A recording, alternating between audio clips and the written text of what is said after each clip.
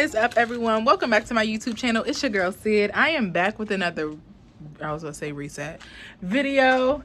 Today is Sunday reset. It's the time where I literally take the time to clean, prepare, and do all of that fun stuff. So I'm not gonna set up today. Like, I have my ring light there and all of that good jazz. I'm not gonna set up today because right now my room is a hot mess and it needs to be clean. Like, I have stuff thrown just from over the weekend. We celebrated my son's birthday yesterday, y'all. He is 8 today. Well, yesterday he's 8, but he's 8, whatever. He's 8 years old. And after such a long weekend of celebrating with him, taking him shopping, taking him out to eat, taking him to celebrate with his friends and eating with his friends, cupcakes, all of that good jazz, you already know. The video is posted if you want to check that out, of, you know, coming along with us for his birthday yesterday. Like I said, Sundays are for resets. And before I went to church this morning, or thought about it, I was not going to go to church because I'm like, okay, we've been ripping and running all weekend. I'm tired. I need to rest. But I was just feeling like the need, like usually when you feel so much resistance on why you shouldn't go, it's like maybe you should. And I'm so glad I did. Today was Vision Sunday at church, and it was just so much of what I needed because most of this weekend I was a little down. And when you're in great expectation of God and you know that he's about to move and you know that things are about to shift, you kind of your feelings kind of take over a little bit. And that's kind of what happened. Let me sit down because I've been up. So that's kind of what happened. Like, wait, that's horrible lighting. I'm sorry, y'all. I'm gonna get it together. But I have been like, it felt like a fight a little bit this weekend with myself and just different things like that. So I really needed to be in the house of the Lord today. But yes, I really needed to be in the house of the Lord today. Like, I just needed to be in his presence and deny myself of what I was feeling and really just sit in his presence. And the moment that I walked in church, one of the children's church workers greeted Josiah. Hey, Josiah, happy birthday. You thought I forgot? You know, that made his day. He was like, my birthday's not today. She said, I know it was yesterday. And, you know, it was just so nice to see, you know, people pay attention. That just makes everything, especially for your children. When people pay attention, that just blesses my heart. And so the moment that I walked into church, like, I immediately started worshiping. I put my coat down. We were a little late because I was still debating, and I took my wig off, so I was struggling to get the glue off my forehead. So I think I still went to church with a little bit of glue on my forehead. I took my 2 strands out, and then I was like, okay. So we were a little bit late, but we still made it in time for a little bit of worship, and we still made it into the worship flow. And our pastor just ended up, it was Vision Sunday, so he was sharing with us what we accomplished last year and the vision for 2023, which so much of it kind of aligned with my personal vision. Just of the things that he was just even talking about, it just began to stir my faith. And then he prayed over us and had us to take some time to pray with the Lord and talk to him about the visions that we have over our lives. And God just began to expand and expound upon the vision that it was already within me and the vision that I already wrote down before 2023 has started. And I just begin to visualize just different things that I was already planning for, the different things that I was already having in my mind and already knew what the deal was. I know my son's about to come up in here. I already know. I can feel it. And so I just sat there in his presence, really just allowing myself to be, denying my flesh and just letting, y'all, I'm really struggling with these angles because my room is such a mess. But anyway, I really just surrendered myself and just said, Lord, here I am. Forgive me for having such an uptight and such a closed off heart just yesterday and just all weekend, and just not allowing you in, truly allowing you in. Because like I said, yesterday was such a struggle that I couldn't even pray properly. Like, I still prayed for my things that I had on my prayer list, and I still prayed about, the feelings that I was feeling.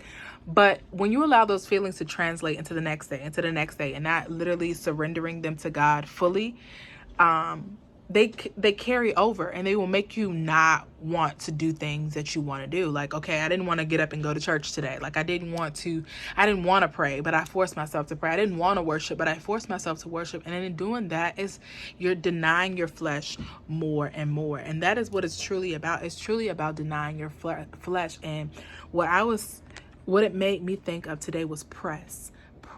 This is when discipline literally kicks in, when you have to press your way into church, when you have to press your way into worship, when you have to press your way into everything that you are really believing God for. Y'all, I'm trying to clear the way.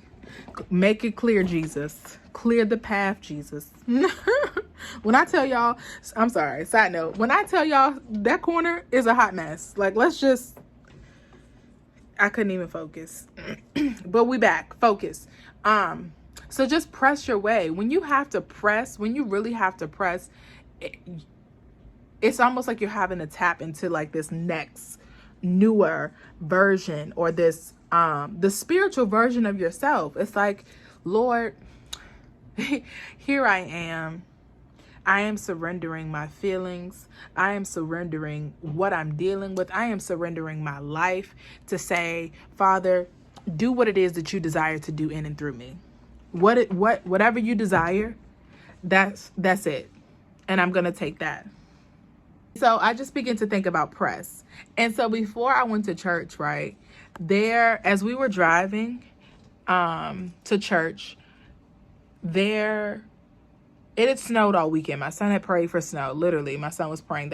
He asked God. That was his gift from God. That's what he said. He said, I've been praying to God that he will send some snow.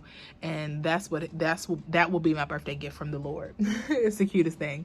And so as we were driving to church, all of the trees, all of the houses, all but the streets were covered in snow. And when like snow is just like hanging on the trees. I'm going to insert a clip of us driving home from church. Y'all, look how beautiful this scenery is. It's like driving through a winter wonderland.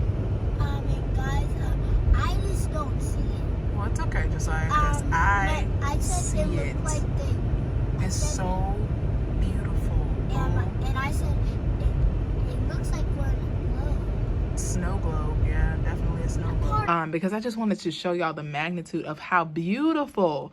Like, I love snow, so it was just so beautiful to me. Just watching and driving through that, I began to thank God even before I walked into the church for just that beautiful scene. That in itself lifted my mood. Like, it was just like, look at what I can do. Look how beautiful creation and how beautiful things around you can be if you shift your focus on what is beautiful and not just the ugly parts of life. Like, this weekend, my whole focus was the ugly things. I'm like, Jesus, this is not right. Lord, this ain't right. God, this ain't right either. Like, come on, this ain't right. This ain't right. And that was my whole focus, and I couldn't snap out of it. Or I didn't want to snap out of it. Sometimes, when I just said this the other day too, when your brain is familiar or accustomed to feeling a certain way, it can only survive off what it knows. And if those feelings are they are comfortable, they are familiar, and your brain wants to, or your emotions or how you are wants to pull you back into that. But like I said, as I was in church praying, and God was just showing me just an extended version of what I had been praying for, and just like the small things. Like, guys, this is me being new into creating and being on this platform and sharing my life on the internet is something new, but now it has become something that I enjoy. I enjoy doing. I enjoy the editing process. I enjoy listening back and hearing what the Lord says so I can capture it for myself, because while you're speaking, sometimes you hear what the Lord is saying, but while you're in it is less of you, so you're not really pulling it in and honing it in. But when God gives you that, when you're able to play it back and hear what you actually said or what the Lord actually said through your lips, I'd be like, dang, God, you did that. And so it also made me think vision begets vision. So it sparks more vision. When you have a vision for your life and you begin to implement it, it opens up the door. It opens up the gate for other people's visions. That's how people are able to connect. We kind of, like I said, today was Vision Sunday, and we were just talking about how in Habakkuk 2:2, and it says, the Lord says, write the vision, make it plain, so they that read it can run with it.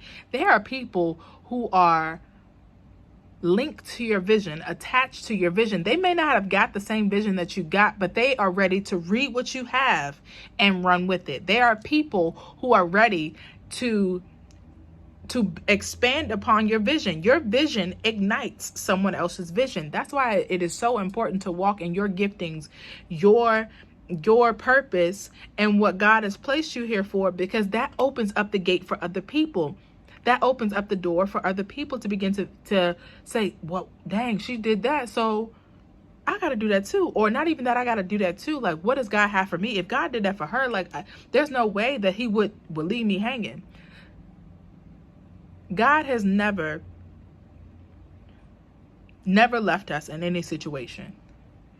And as we grow, it can be kind of scary. And that has been for me, because I am seeing expansion happen before my eyes, but I was so upset. I was so upset all weekend that it wasn't grasping my attention. Multiplication is happening already. It's here. It's not out there. It's here. And the enemy wants to get in between what you actually see and what God sees for you, so that you feel like it's so far off. No, God said it's here, it's now. Multiplication is here, multiplication is now. The God intended life is now. And if we get too caught up, Sydney, if we get too caught up in what we see, what we feel, our feelings can't dictate this year. That is what I'm saying when I mean press. Our feelings can't dictate this year, because if we allow our feelings to dictate, we're going to miss it.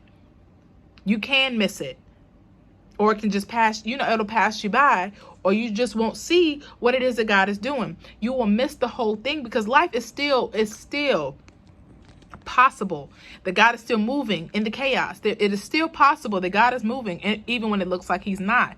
So if we are paying attention to the chaos, as I've said before, and not focusing on what's happening right in front of us, it's what God does is right underneath our nose, because it's already, like I said, because it's in us, it's already happening around us and for us. But we're so caught up in, man, I'm in debt.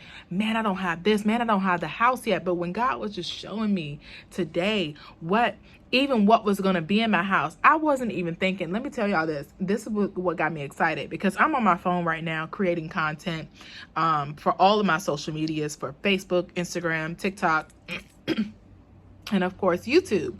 So I'm using my phone, and I run out of storage quite often, but I use my phone, and I'm in my bedroom in my apartment, and and this is where I'm recording now. But in my house, God put the desire in me today, because I won't think about no content room, for a content room, like an office content, beautiful. Like I could see it. I could see the greenery. I could see the lighting, the freshness. But it won't on my phone though. It won't on my phone. But that's what I'm saying. God will begin to show you more, to give you more hope, so you won't lose hope. Because that's why you have to press in his presence, press into his presence, because in his presence there is fullness of joy. There is freedom. Where the Spirit of the Lord is, there is freedom. Chains are broken. The chains that try to link back together that were already broken in your mind, the enemy will try to trick you and think you're still in it. You're not in it anymore. You're not in it. You're not in it any longer. And that's how I was feeling. I'm like, Lord, I thought I was free from this. That's what I was just thinking over the weekend. I thought I was free from these feelings. I thought I was free from this bondage. I thought I was free from being in this back and forth battle with my flesh. That battle will not end into the day we see the Lord. Hallelujah. Thank you, Jesus.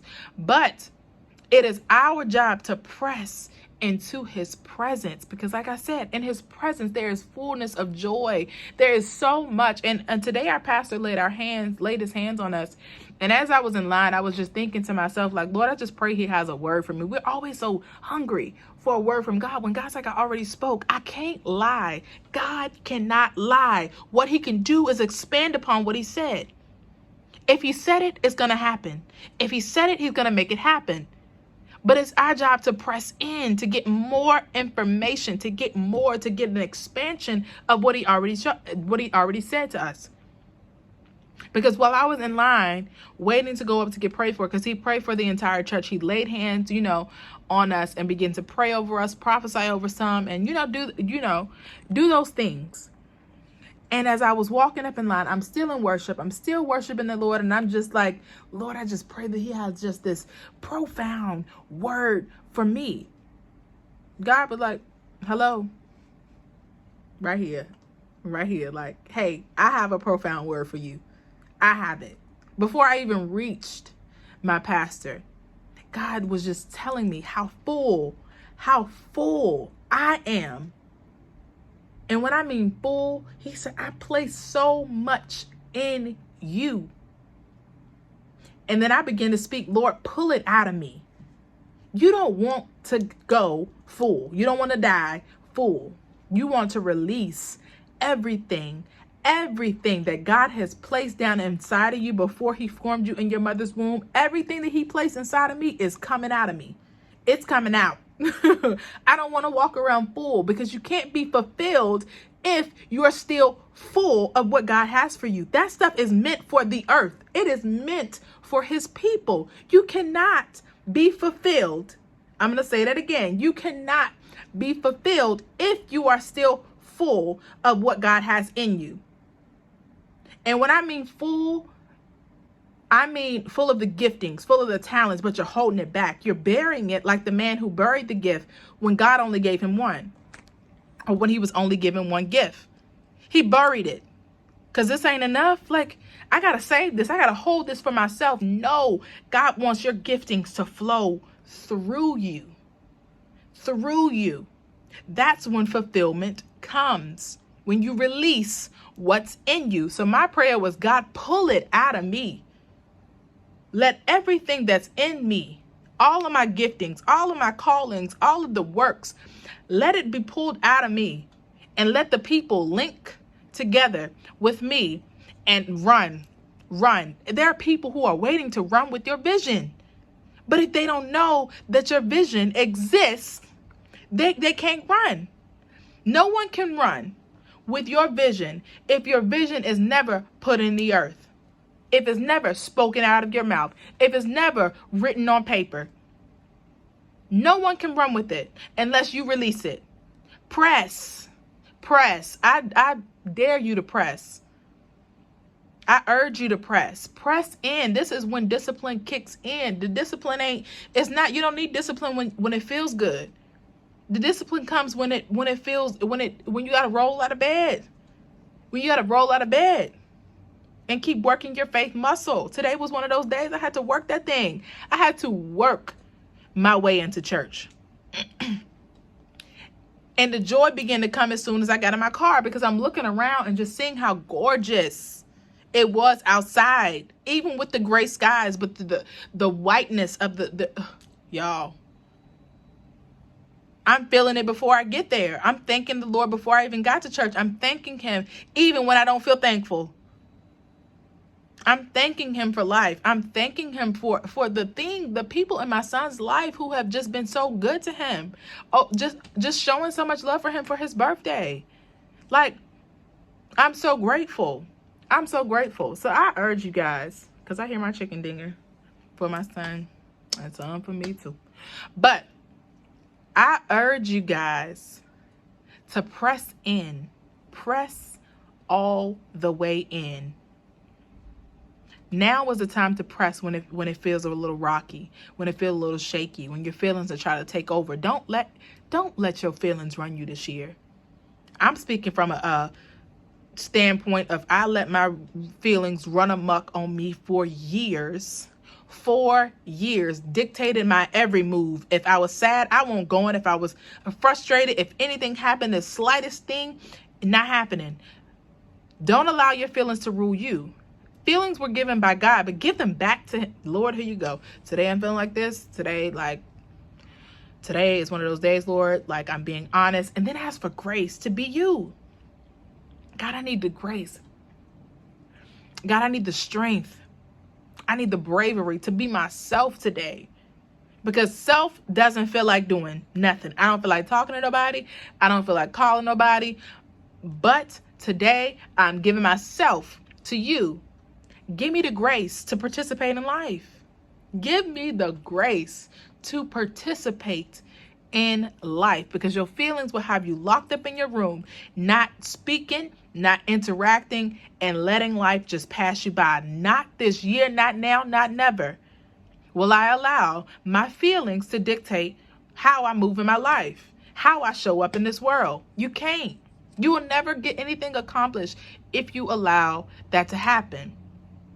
Like my pastor say, vision gives you direction and vision gives you clarity. When you have a vision, you won't let your feelings dictate, because you know you're here for an assignment. God has you here for something. God has you here to do something so grand, so he can show up grand on you on your behalf. When you give your gifts, he gives you so much more. He gives you so much more. How much more will he clothe you? If he dresses the lilies with beauty and splendor, how much more will he clothe you? How much more will he clothe you?